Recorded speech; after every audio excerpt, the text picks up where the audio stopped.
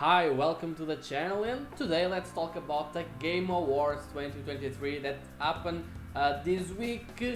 And I really want to talk about this. We have a lot of bad things, also a lot of good things that I want to mention and talk about here. But yes, welcome to the channel. We still don't have a name for the channel. I mean, we have a name, but we need a new name to represent this new phase of the channel, more towards a global phase of the channel.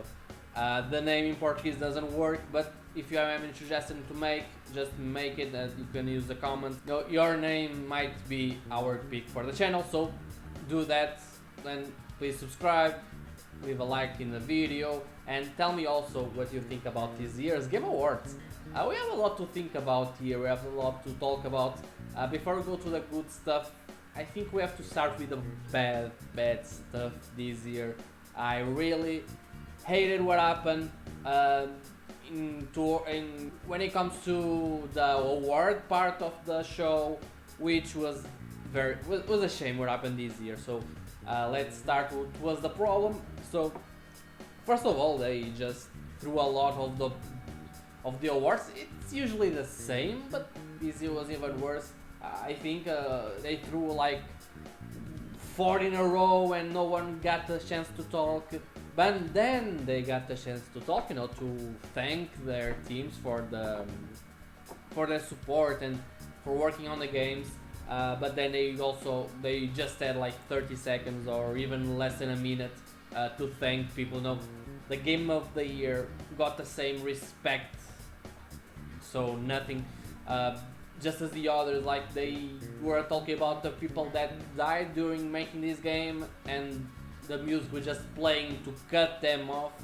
But then they have time to make like 5 minutes about the new game of Kojima, which they didn't show a lot, a little bit. I didn't understand if it was gameplay or not. They brought jordanpeele to the stage. They also had Similio talking about his Achilles heel injury for like a minute or so. Anthony Mackie was there so to make a joke. I don't know what the hell he was trying to do there. It was not funny at all, but they had time. But when it comes to the people thanking their teams and their fans for their support, then don't have time. Please don't do that. That's really a shame what happened this year. Also, because this year was very good for video games, but it was one of the worst years for developers. I think that statistics say there was 10k developers were laid off this year, and no mention of that by Geoff Keighley. I mean, probably was pressure to not talk about it, or at least he thinks that this has to be a celebration and not a downplay. But people work on these games and were not celebrated properly because they were laid off this year. No mention of that was really a shame. It's like happens every year. They bring a lot of stars to be here, and I don't know, it's not fun. Tom Mackie was there to promote the second season or Twisted Metal that no one saw, but yes, let's talk about that here. The only guy that made his job was Timothy Chalamet. Yeah, that's it. The bad stuff here. I did not like that. So let's go to the video games, the announcements part. So first of all, in the awards part, pretty much what we knew was going to happen. Baldur's Gate won a lot of awards. Alan Wake 2 also won, which was predictable. It's a more of an artistic game. I think it was normal to win. My only game that I played and finished this year also won an award. I think it was only for soundtrack, which it deserves. It's a very good soundtrack. But yeah, Baldur's Gate 3 obviously was the biggest winner of the night, and Alan Wake too. Also great to see Sam Lake dancing on stage. That was the highlight of the night. That and the joke by Chris Orford. So games. There's a lot of stuff here to talk about. First of all, there's a remake of the first game of Jobs and Fairies, which I didn't understand why this should be a remake. They didn't show if there was to be a co-op, a real co-op, which you can play with your friends, like It Takes Two and A Way Out. So I did not understand the point of this remake so far. Then still in a pre-show, two things that I like about, I finished my first Persona game this year, so Persona 3 Reload, and the new game from the director of Persona 3, 4, and 5, the fantasy or fantasy metaphor or whatever it's the name, metaphor with fantasy. They show a little bit the Persona 3. Already seen a lot of things about it, but interesting stuff about the metaphor with fantasy. I have a lot of turn-based, but also dynamic action combat. For at least that's what it seemed to be. I'm really hyped for that game. Persona 3 is going to release, I think, in the beginning of the next year, February 2nd, and then Refantasio is going to release at the end of the next year.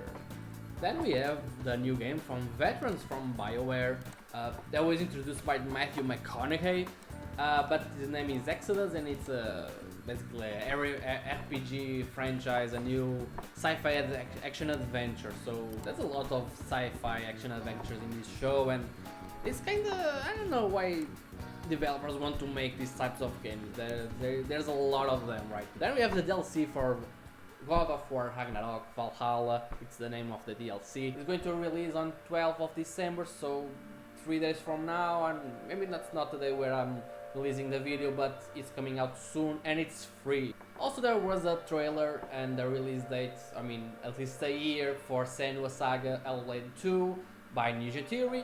It's going to release next year on Xbox Game Pass from day one, and I don't know, I never played the first one. It's maybe for the best that I don't play the first one, because then I wanna play the second one and then I don't have Xbox Series X, so I don't know. Keimuri for Ikumi Nakamura. She was also in Tango Gameworks. I think she presented a game, Ghostwire Tokyo, a couple of years ago in TGA. She's a character, to say the least. But she's their first game for her studio.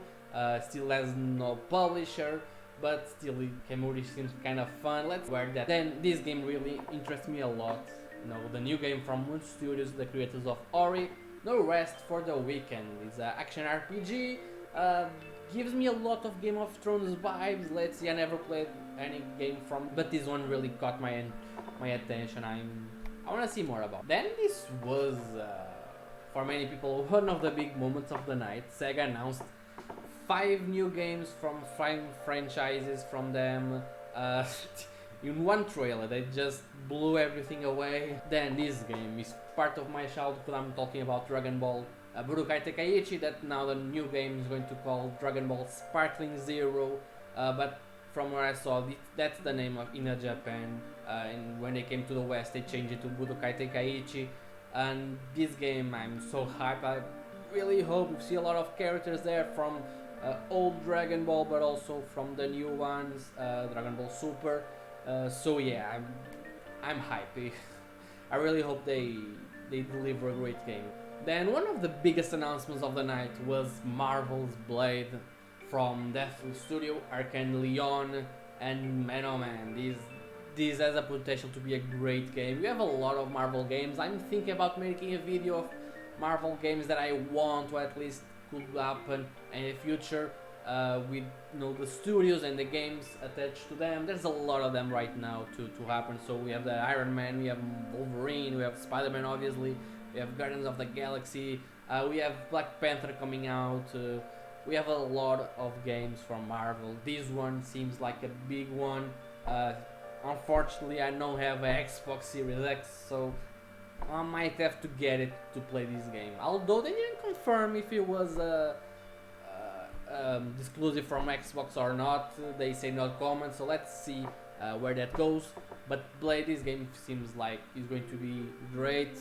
Also, they say that this is a third-person game, so I don't know. Let's see. Square Enix had already talked about this, but now we know how it looks like. We are talking about the DLC for Final Fantasy 16.